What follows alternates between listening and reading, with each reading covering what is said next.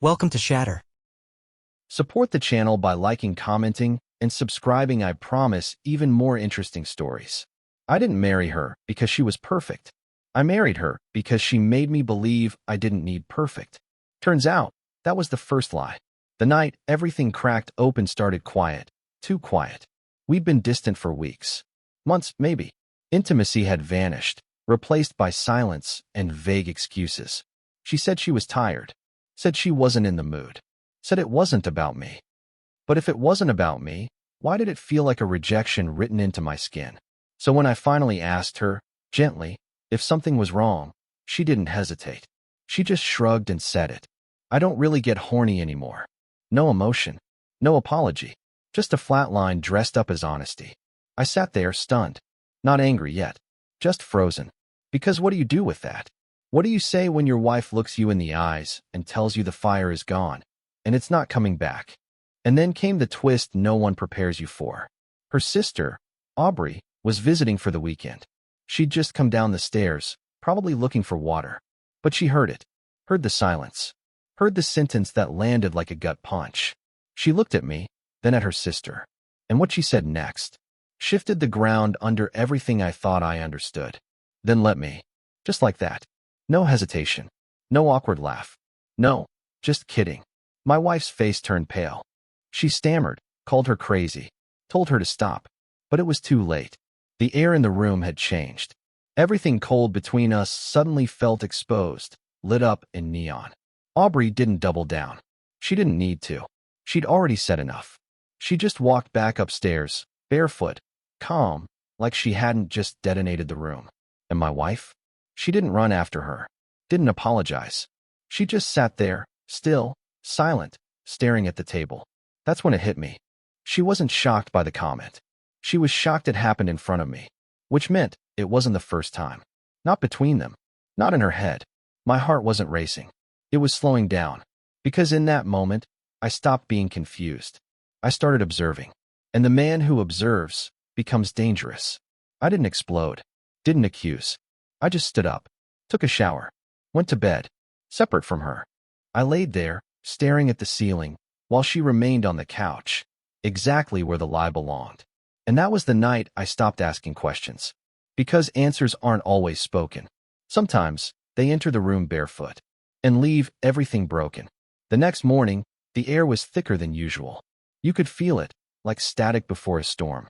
I came down early, poured coffee, made breakfast like it was any other day. But I didn't say a word. Not to her. Not to Aubrey. They both walked into the kitchen at the same time. She was wearing that oversized hoodie she always hid behind when things got tense. Aubrey, meanwhile, looked like she'd just walked off a runway.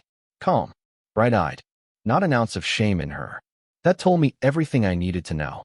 My wife avoided eye contact, stirred her tea like it held the answers. Aubrey. She poured coffee, thanked me with a soft smile, and sat across from me like nothing had happened. But something had, and no one wanted to be the first to say it. So I watched, observed. My wife asked if I wanted to go hiking that day. Hiking. Something she hadn't suggested in over a year. I told her I had plans. She paused, waited for me to explain. I didn't. Aubrey raised an eyebrow. She caught it. She was watching both of us now. That's when the shift began. For the first time in years, my wife was uncomfortable in her own home. Because she didn't know where I stood. And I wasn't offering her a map. She tried to regain footing that night. Cooked dinner. Set the table. Lit candles, like that would reset everything. But it wasn't love. It was strategy. She wasn't reconnecting. She was repairing control. We ate in silence. Aubrey was out for a walk. Or maybe giving us space. But the quiet didn't feel intimate. It felt staged. After dinner, she asked if we could talk. I told her we could, but not tonight. And that's when her mask cracked. She asked if I was mad. I said no. She asked if I believed her sister meant what she said. I told her I believed everyone last night. Because people don't lie when they feel that free. She got quiet again. Said she didn't know what was happening between them. That maybe Aubrey was just being weird. But it was too late. I wasn't listening to explanations anymore. I was tracking patterns. And the pattern was clear. Aubrey wasn't the problem. She was the reflection of what my wife lacked, of what she withheld, of what she thought she had power over. until someone else stepped into the light. The woman I married used to own the room, but now she looked like a stranger in it. And I had no intention of saving her from that feeling, because sometimes the most dangerous revenge is letting them sit in the version of themselves they created. By Monday, something in me had already changed. Not with fire, with clarity. I stopped asking, stopped trying, stopped reaching for a woman who had already closed the door, then acted surprised when I stopped knocking. I went to work early, stayed later than usual. When I came home, I didn't report where I'd been, who I saw, or what I did. She didn't ask, but I knew she felt the change, because she wasn't smiling anymore. She started hovering, lingering in rooms she never used to enter, asking if I wanted coffee twice in one day, offering to talk, always with that fake casual tone. I gave her nothing, because I didn't need an explanation. I needed space. She tried the next obvious move, making Aubrey leave. That evening, I came home to hear her telling her sister, "Maybe it's time you went back to your place." Her voice low, but sharp. Aubrey didn't argue. She just looked over her shoulder at me, gave a half smile, and went upstairs to pack. My wife turned to me like she expected a reaction. I didn't give her one, because even if Aubrey walked out the front door, she'd already left something behind, truth. And truth doesn't get erased just because you shove it out of the guest room. The next morning, Aubrey was gone, and the house felt colder than ever. But now, she had no distraction, no scapegoat, just her and me. And the distance she swore wasn't personal. She started doing chores she hadn't touched in months. Cleaned the garage, organized the pantry, folded laundry that wasn't hers. Not out of care, out of panic. She was trying to earn back something she didn't realize was already gone, my focus. But I wasn't punishing her. I was detaching. Piece by piece, I reclaimed my time, my energy, my presence. Not with arguments. With absence. She came into my home office one night, something she hadn't done in years. Asked if I wanted to watch something together. I said I already had plans. She asked with who. I smiled. Didn't answer. She blinked, realizing, for the first time, she had no idea what I was doing anymore. And that terrified her. Because control doesn't vanish when someone explodes. It vanishes when someone no longer explains. I started keeping my phone face down. Wore cologne she didn't buy. Changed my gym schedule. She noticed all of it, but said nothing. Because deep down, she understood. She started this silence. And now, she was choking on it. The man she once tuned out was now the one she couldn't read. And that wasn't an accident. It was strategy. Something changed in her eyes. Not panic, not guilt, just the quiet realization that her grip on the story was gone. For years, she had shaped the narrative. She set the tone, decided when we talked, when we touched, when we mattered. Now, I was the one moving in silence. And silence doesn't beg. It replaces. She started texting during the day again. Random things, memes, photos of our dog, even a selfie with the caption, "This top still look good?" 3 months ago, that might have pulled me in. Now, I looked at the message, then locked my screen. Because when someone's attention becomes currency, the only power left is going bankrupt on purpose. She noticed everything. The tighter shirts. The way I trimmed my beard sharper. The fact that I started hitting the gym at 6 a.m. instead of 7. Like I was preparing for a new chapter, one she wasn't invited into. One night, I got home late. She was on the couch, wide awake, no TV on. Just sitting. Waiting. She asked if we were okay. I asked what that even meant anymore. She said she felt like I wasn't here. I told her, neither were you. For 2 years. That shut her down. She didn't argue. Didn't defend. Because deep down, she knew the truth had finally caught up to her. She didn't lose me the night her sister spoke out loud. That night just revealed how far gone I already was. She started cooking again. Trying to spark routine, fake comfort. Trying to rewind us. But the recipe was missing something critical me. Because the version of me she wanted to rebuild no longer existed. I caught her going through my gym bag one morning. Looking for what? A receipt? A name? Proof that the man she'd neglected had found validation elsewhere? But there was nothing. Not yet. And that made it worse. Because you can't fight a ghost. You can't beg a man who already stopped needing your voice to make decisions. She brought up therapy once. Asked if we should try and work through things. I told her therapy isn't resurrection. It's triage. And this wasn't bleeding. It was burial. She sat there, blinking, trying to figure out how she became the outsider in her own marriage. But the truth is, she stopped being my partner long before I stopped acting like one. Now, I was just giving her back the silence she gifted me for years. She thought she was in control because she didn't scream, didn't cheat, didn't leave. But she forgot one thing. Neglect is louder than betrayal. It just echoes slower. I didn't announce anything. No speeches. No ultimatums. No, we need to talk moments. I just started moving differently. She noticed first when the garage key stopped working. I had changed the code. Quietly. Then the Netflix account logged her out. She tried to reset it, but the email was no longer hers. Little things. She asked what was going on. I told her I was simplifying. But what I was really doing was extracting. Bit by bit, I was erasing the version of me that made her feel safe, while she gave me nothing in return. She thought she still had time, that the marriage was paused, not finished. She was wrong, because I wasn't pausing. I was closing tabs, locking files, archiving years of giving more than I received. I started sleeping better, eating cleaner, stopped scrolling at night, stopped waiting for her to remember we were married. She noticed the energy shift. I wasn't angry. I was unreadable. She asked if I wanted to invite friends over for a dinner night, said we needed good vibes in the house again. I said, this house hasn't had real energy in years. No guest can fix that. And I walked away before she could fake a laugh. A few days later, I came home to find her in the backyard, setting up candles. She wore a dress I hadn't seen in months, maybe years. Said she made dinner, that she missed us. I sat down, ate, thanked her. Then, as I rinsed my plate, I said, this feels like an apology without the words. She froze, because she knew it was true. I wasn't asking her to chase me. I was making her realize she never bothered to walk with me to begin with. After dinner, she reached for my hand. I let her, for a second. Then I pulled away. Not harsh, just final.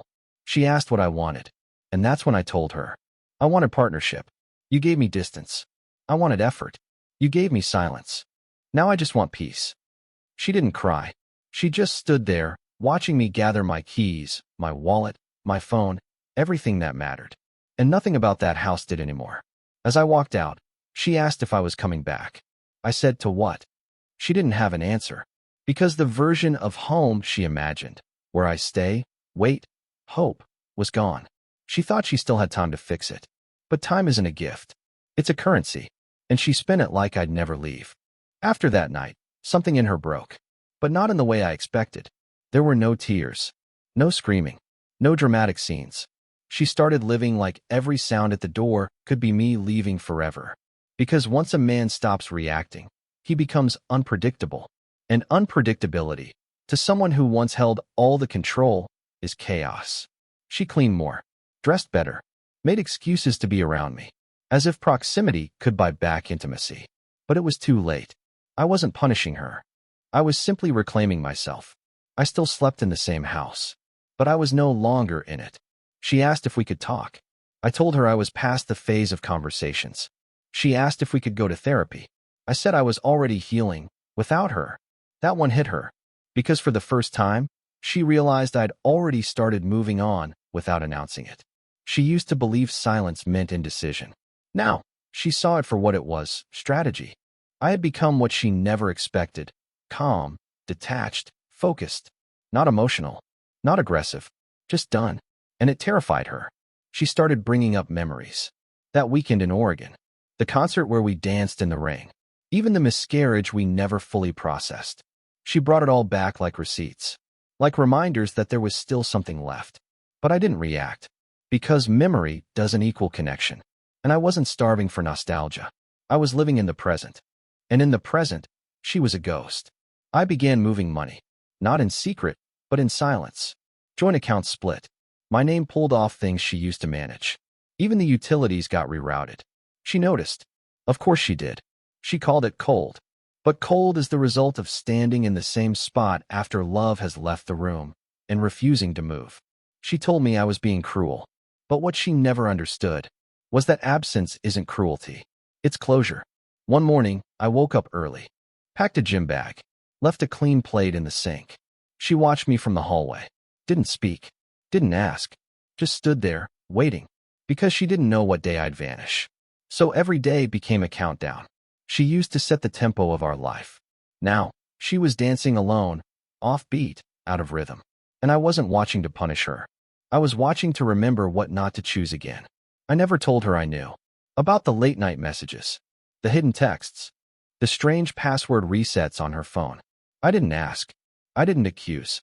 Because I no longer needed proof to validate what my gut had already accepted. She wasn't mine anymore. Not emotionally. Not physically. Just legally, for now. She thought I was too distracted to notice the details. The half-hidden smiles when she scrolled through her screen. The sudden walks that always took a little too long. The way she turned her phone face down every time I entered the room. But I wasn't blind. I was just collecting data. Patiently. She expected a fight. An explosion. Some final dramatic scene. But I gave her the worst thing a manipulator can receive. Indifference. While she was busy covering her tracks, I was already miles ahead. I'd started looking for a new apartment. Closer to my job. Minimalist. Quiet. No ghosts in the walls. I'd already updated my emergency contact. Canceled her access to my health insurance. Filed a soft inquiry for divorce counsel. All in silence. Because vengeance isn't always noise. Sometimes it's efficiency. I started spending time in places I used to avoid, just to feel anonymous again. Coffee shops where no one knew my name. Parks where I could run without the weight of her memory trailing behind me. And I met someone. No, it wasn't planned. It wasn't revenge. It was accidental peace. She didn't ask questions. Didn't demand history. She just listened. Listened like no one had in years. And for the first time, I remembered what it felt like to speak and not be filtered. So no, I didn't confront my wife. I simply began living a life where she no longer existed. She noticed. The cologne that wasn't hers. The slight smile after I checked my phone. The music playing in the car that she didn't recognize. She asked me one night, "Are you seeing someone?" I looked at her and said nothing, because that silence was the answer. She went pale, whispered, "So that's it." I shrugged, because I didn't need to explain. She had turned our marriage into a calculation. So I became the solution she never saw coming. She wanted control. I gave her chaos. Not with rage. With removal. She thought love meant access. But love without effort is just convenience. And I wasn't available for rent anymore. The morning after she asked if I was seeing someone, everything changed on her end. She woke up earlier than usual. Made breakfast. Asked if I wanted to eat together. I didn't answer. I just grabbed a protein bar and left. Because you can't rebuild a connection by feeding someone who's already full. For months, she starved the relationship. Now she was offering crumbs and calling it a feast. Too late. She sent a long message that afternoon. Something about us drifting, about regrets, about reclaiming what we lost. I didn't reply. She followed up with another. "Please don't throw away everything we built." That made me pause, not because it hurt, but because of how delusional it was. We didn't build anything. I did. I maintained the routine. I carried the weight. I endured the silence. She just decorated the space between betrayals with temporary affection. Now, she wanted to talk. Now, she wanted to unpack the years she ignored. But I had already moved out emotionally. I was sleeping lighter, breathing easier, and no amount of scripted sadness could pull me back in. She started asking questions she should have asked years ago. "Are you happy? What do you need from me? Is it really over?" And I said the one thing that sealed it all. "It was over the day you stopped noticing I was disappearing." She cried. Of course she did. Tears she used to weaponize. But I didn't flinch. Didn't comfort her. Because guilt doesn't grow in clarity. And I had never seen her clearer. She told me she felt like I was punishing her. I told her punishment requires intention. And I wasn't even thinking about her anymore. That silence. It wasn't strategy now. It was just who I had become. She tried to touch my hand. I moved it. Not out of spite. Out of disinterest. She said, "You're acting like I never mattered." And I told her, "I'm acting like I finally matter." And that was the first time she didn't respond. No defense. No pivot. Just silence. Because even she couldn't argue with a man who finally saw his own value. I started bringing home fewer things. Less clutter. Less noise. The house looked the same, but it wasn't mine anymore. I was already gone. The man she had access to? He'd been gone for months. And now, she was stuck with the echo of her own decisions. No raised voice. No door slammed. just a closing. And not every door needs to be locked. Some just need to be walked past, permanently. She asked me to meet her for dinner. Neutral location. Public. Safe. A last attempt, I guess, to scrape something from the wreckage, like we could sit across from each other and pretend we hadn't already burned the bridge down to ash. I agreed. Not out of hope. Not out of guilt. Out of curiosity. What does a person say when they finally realize they've lost you? I showed up 5 minutes late. On purpose. She was already seated, already ordered drinks. She smiled like we were old friends. I didn't smile back. She started slow, small talk. Weather. Work. A movie she watched last week. I let her talk. Let her fill the silence she used to weaponize. Because now it was hers to manage, not mine. Then she dropped the word. Closure. She said we owed it to each other. That too much had been left unsaid. That clarity was better than avoidance. I nodded. Not because I agreed, but because sometimes letting them speak is the cleanest path to goodbye. She asked if I had been seeing someone. I said yes. No hesitation. Her face dropped, but she recovered fast, pretended it didn't sting. Then she asked if I loved the new woman. I told her, I don't know, but I like who I am around her. And that's new. She swallowed hard, then whispered, I miss who you used to be. And I finally said it. That man spent years asking to be seen. Heard. Chosen. He's gone now. She tried to say she changed, that she didn't realize how far she drifted, that maybe she needed time. But time is a bridge that only works when both people walk toward the center. She stopped walking years ago. I just hadn't noticed until I turned around and saw no one there. She reached across the table. I didn't move. She said, can't we try again? And I said, try what? The version of you that ignored me or the one that remembered me too late? She had no reply. Just tears. Real this time. But they weren't enough. Because pain after damage isn't love. It's consequence. I paid the bill. She asked if I'd call. I said no. Not cruel. Just clear. I stood up, put on my jacket, and walked out. No hug. No glance back. Just the sound of my boots hitting the pavement like a countdown to her silence. She wanted closure. But closure doesn't come from conversation. It comes from absence. And some endings don't need words. They just need walkaways. I never went back to that house. Not to pick up a sweater. Not to grab a toothbrush. Not even to close a drawer.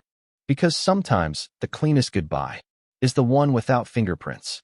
She messaged twice the next day. Then once more the day after. The tone had shifted. Less warmth.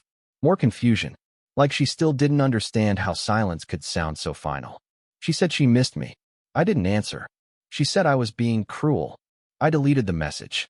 Because what she called cruelty was just accountability. For the first time in years, I lived on my own terms. Quiet mornings. Uninterrupted thoughts. No second guessing if I mattered in my own home. I reconnected with friends I hadn't seen since our wedding. Picked up photography again. Started hiking alone. No forced smiles, no passive-aggressive comments about how long I'd be gone. I began rebuilding. Not out of spite, but because I owed it to the man I abandoned for a version of love that asked him to shrink. She never came to the new apartment. Never sent a letter. Never stood outside asking for one more chance. And that, more than anything, confirmed it. She didn't lose me in a fight. She lost me in the silence between her excuses and her actions. Aubrey texted me once. Short. Simple. She said, took you long enough. I didn't reply, but I smiled. Because sometimes the people on the outside see the fall before you do. And Aubrey? She never exposed my wife out of spite. She did it because she was tired of watching me disappear in plain sight. A few weeks later, I saw my ex-wife's name pop up on social media. New profile picture. New caption. Same mask. Smiling like the past never happened. But that's the thing about people like her. They don't heal. They rebrand. They don't mourn the loss. They paint over it, hoping no one notices the cracks. But I do. Because I lived in those cracks.